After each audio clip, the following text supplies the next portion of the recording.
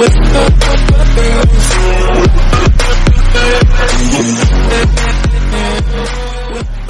Friends, मैं आपका अपना फ्रेंड अजय यादव आज आपके लिए लाया हूँ एक नए वीडियो जिसमें हम स्वॉट विश्लेषण की घटक अर्थात कंपोनेंट्स ऑफ स्वॉट एनालिसिस के अंतर्गत पढ़ेंगे। तो चलिए हम आज का अपना टॉपिक शुरू करते हैं। सबसे पहले हम पढ़ेंगे शक्ति। तो शक्ति का आशय उद्यमता के नियंत्रण से है, अर्थात इसमें यह आकलन किया जाता है कि पूंजी के नियंत्रण एवं उसकी समायोजन को आप किस प्रकार करोगे तथा कमजोरी को जानकर उसका निदान कैसे करते हैं। विश्लेषण में शक्ति को विश्लेषित करने या करके जानने के कुछ प्रमुख बिंदु निम्नलिखित हैं। जैसे पहला है तकनीकी क्षमता द्वारा, दूसरा है ग्राहकों से अच्छा नेटवर्क, तीसरा है प्रबंधकीय अनुभव, चौथा है वितरण व्यवस्था, जबकि पांचवा है पैकेजिंग और छठवां है उत्पादन में नयापन, सातवां है उच्चतम तकनीकी और आठवां है उत्पादन का या उत्पाद का गुण। हम पढ़ेंगे शक्ति के बाद दूसरा दुर्बलता या कमजोरी। तो उद्यमता की प्रारंभिक अवस्था में यह विश्लेषित किया जाता है कि क्या कमी रही और क्या खोया या अन्य कमजोरी बिंदु को तलाशा जाता है।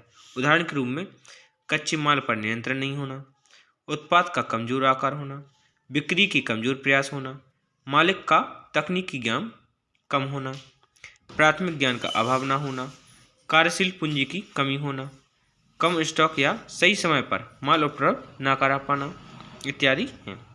अब पढ़ेंगे तीसरा अवसर। तो साहसी उद्यमी अपनी उद्यमता द्वारा अपने उद्योग स्थापित करके न केवल स्वयं के लिए रोजगार प्रदान करता है बल्कि अन्य लोगों को रोजगार के अवसर प्रदान करता है। आज के बदलते समय में युवाओं को व्यावसायिक नीतियों अर्थात उद्यमी को मैट्रिक नीति का ज्ञान होना अति आवश्यक होता है तथा अवसरों को पहचानने की क्षमता होनी चाहिए। उदाहरण के रूप में सस्ते कच्चे माल की उपलब्ध कराना, सरकारी नीति के पक्ष में कार्य करना, कम ब्याज पर ऋण की प्राप्ति करना, स्थानीय स्तर पर उत्पाद की उपलब्धता कराना। अब इसका है चौथा आने वाली विपत्तियाँ अर्थात परेशानियाँ। तो विपत्तियाँ या धमकी एक वाह और गैर परीक्षय कारक है। यह व्यवसाय पर विपरीत प्रभाव डालने का कार्य करता है। धमकियों के द्वारा उद्यमी को अपनी कमजोरी का पता चलता है। स्वॉट विश्लेषण के अंदर धमकी अर्थात थ्रेट का विश्लेषण हम निम्न बिंदुओं द्वारा समझ सकते हैं। सरकारी नियमों में परिवर्तन आना, कच्चे माल की कमी होना, प्राकृतिक आपदाएं आना, ज़्यादा प्रतियोगिता होना, श्रमिकों का दबाव आना, चोरी से बाहर के सामान से लाना तथा भ्रष्टाचार आदि हैं। अब पढ़ेंगे इसका उत्प्रेरणा उपलब्धि अर्थात अचीवमेंट मोटिवेशन। तो उद्यमिता एक मनोवैज्ञानिक क्रिया है। इसी कारण यह लंबे समय से सृजनात्मक तथा नवाचार का स्रोत मानी जाती है। उद्यमी व्यक्ति में अनेक प्रवृत्तियां सम्मिलित होती हैं। यह अनेक मनोवैज्ञानिक अभिव्यक्तियां, मानसिक सुझाव, प्रवृत्तियां एवं भावनाओं से संचालित होती है। जो व्यक्ति उद्यमी नव परिवर्तनों, स्वतंत्र एवं संप्रभुता तथा श्रम के प्रति आदर की भावनाओं को महत्व देते हैं, अतः यह कहा जा सकता है कि उद्यमी क्रियाओं के विकास में उद्यमी के व्यक्तित्व की अत्यंत महत्वपूर्ण भूमिका होती है। पढ़ेंगे इसका उद्यमिता को प्रभावित करने वाले कारक या लक्षण। तो अनेक विद्वानों ने उद्यमिता को प्रभावित करने वाले कारकों को अपने शब्दों में प्रकट किया है, जो कि निम्नलिखित है। पहला है हमारा प्रेरणा। तो प्रेरणा शब्द लैटिन भाषा के मोटिवेशन शब्द का पर्यायवाची है, जिसका अर्थ होता है गति, शक्ति, ऊर्जा इत्यादि के द्वारा मानव को कार्य करने के लिए प्रेरित करना होता है। माइकल जे जूलियस के अनुसार अभिप्रेरणा स्वयं को अथवा किसी अन्य व्यक्ति को एक विशेष प्रकार के कार्य करने हेतु प्रोत्साहित करने की क्रिया है अथवा वांछित प्रतिक्रिया प्राप्त करने के लिए सही बल लगाना होता है। इसका दूसरा है उपलब्धि प्रेरणा। तो यह मानवीय प्रकृति होती है कि एक व्यक्ति दूसरे व्यक्ति से अग्रणी होना चाहता है। ये सदैव जीवन में गतिशील, परिश्रमी व महत्वाकांक्षी होते हैं। ये सदैव संघर्ष में विश्वास रखते हैं एवं दूसरे से भिन्नता दिखाते हैं। इसका तीसरा है सफलता की आशा। तो ये हर कार्य असफल होने के भय के साथ सफल होने की आशा से करते हैं। सफलता की यह उत्कृष्टता उनमें आत्मविश्वास, सकारात्मक दृष्टिकोण, गतिशीलता एवं ऊर्जा के इस उच्च स्तर को जगाती है। हम पढ़ेंगे इसका चौथा चरण, जोखिम उठाना। तो उद्यमिता की दिशा में जोखिम एक महत्वपूर्ण तत्व होता है, जो व्यवसाय के अंतर्गत अनेक ऐसी परिस्थितियां आ जाती हैं जब उद्यमी की अपेक्षा ऐसे कार्यों में निर्णयों में चुनौती का अनुभव करते हैं जिसमें सफलता की थोड़ी संभावना होती है तथा जहां अपने प्रयासों से उन्हें सफलता मिलने की निश्चितता होती है। अब हम पढ़ेंगे इसका पांचवा लक्षण, लोचपूर्ण नेतृत्व शैली। एक प्रभावी प्रबंधक उच्च मानव सामाजिक परिपक्वता को प्रदर्शित करता है।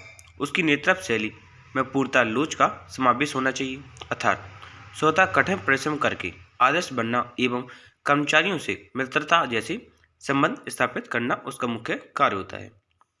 अब इसका हम पढ़ेंगे छठवां लक्षण, सामाजिक संबंधिता।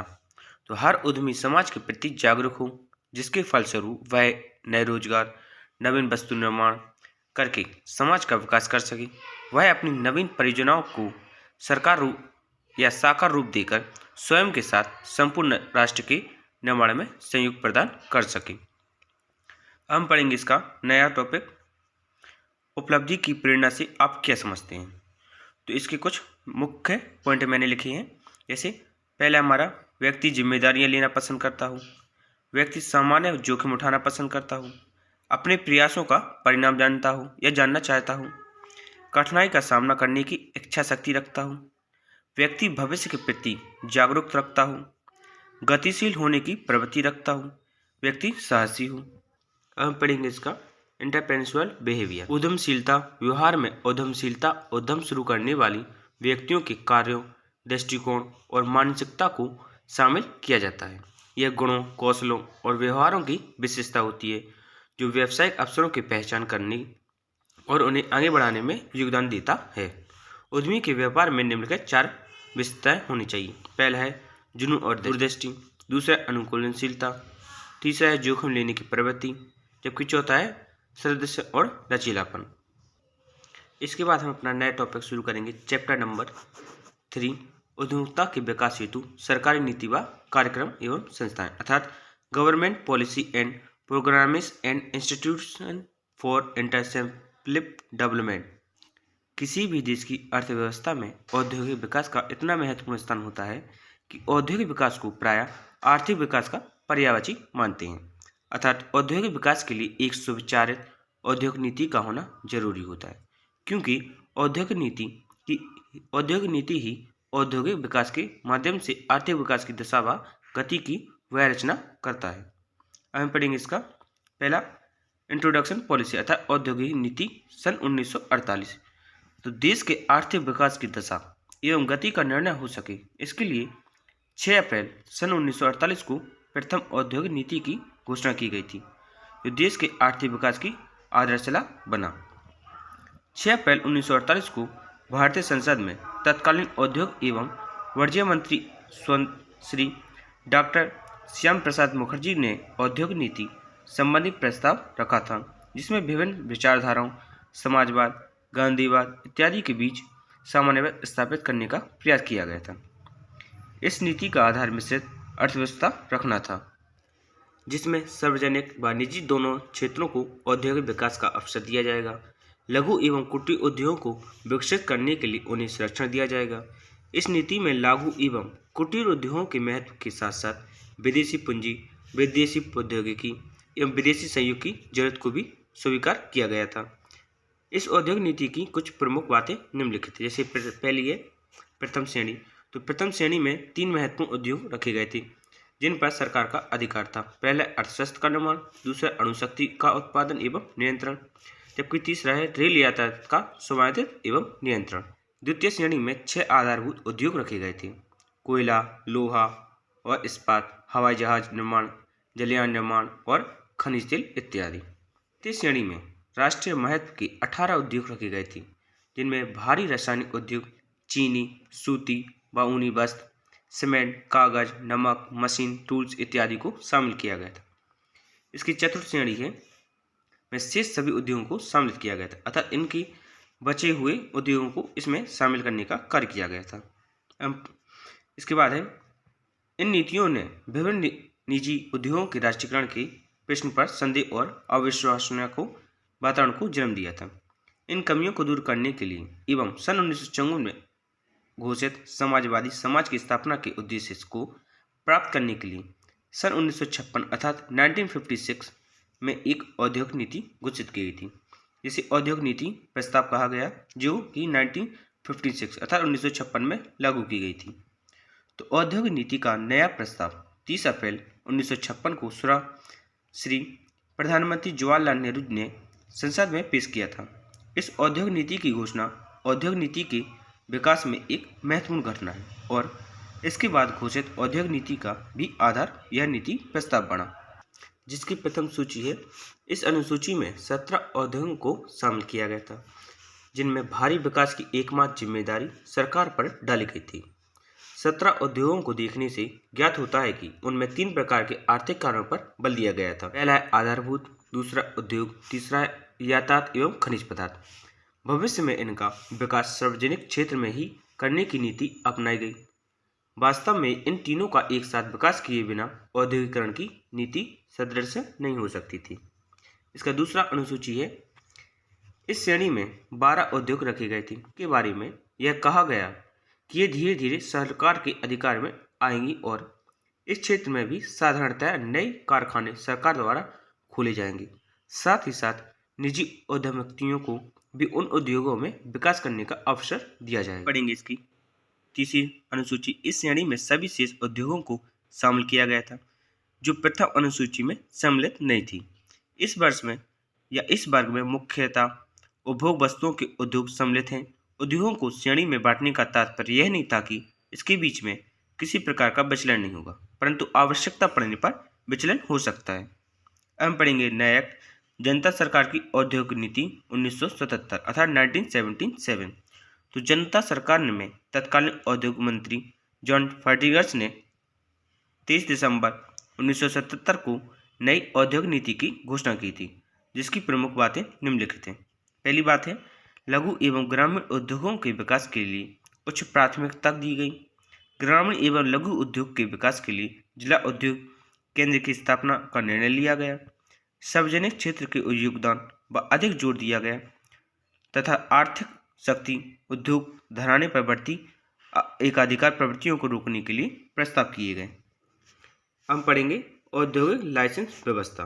तो औद्योगिक लाइसेंस सरकार में से किसी औद्योगिक इकाई को निवेश से पूर्व मिलने वाला वह लिखित अनुमानित पत्र होता है जिसमें औद्योगिक इकाई के संबंध में कई बातों का उल्लेख होता है, जिसमें उद्योग का स्थान, उत्पादन की जाने वाली वस्तु एवं उसकी प्रकृति, उत्पादन क्षमता, पूंजी निवेश की मात्रा, उत्पादन की तकनीक इत्यादि। इस संबंध में उद्योग विकास एवं नियमन अधिनियम 1951 अर्थात 1951 अक्टूबर से 1951 में पारित किया गया था, जिसे 8 मई 1952 में लागू किया गया था। अगला एक्ट है 24 जुलाई 1951 की औद्योगिक नीति। तो औद्योगिक क्षेत्र में उत्पन्न लाभों को और मजबूत बनाने, औद्योगिक उत्पादन वृद्धि की निरंतरता को बनाए रखने, अधिक रोजगार का सृजन करने तथा अंतर्राष्ट्रीय प्रतिस्पर्धा शक्ति में पैनापन लाने के उद्देश्य से 24 जुलाई 1991 अर्थात 1991 को नई औद्योगिक नीति को घोषित किया गया था। इस नीति को मजबूत करने के दृष्टिकोण से 1992 से 1993 में विदेशी नीति निवेश के नियोगों एवं विदेशी मुद्रा नियमन अधिनियम में अनेक क्रांतिकारी संशोधन किए गए थे। तो आज के लिए इतना ही। हम मिलेंगे अपने अगली वीडियो में। तो वीडियो को लाइक कीजिए, दोस्तों को शेयर कीजिए और चैनल को सब्सक्राइब कीजिए ताकि हमारा वीडियो सबसे पहले आप तक पहुंच सके। Thank you for watching my video.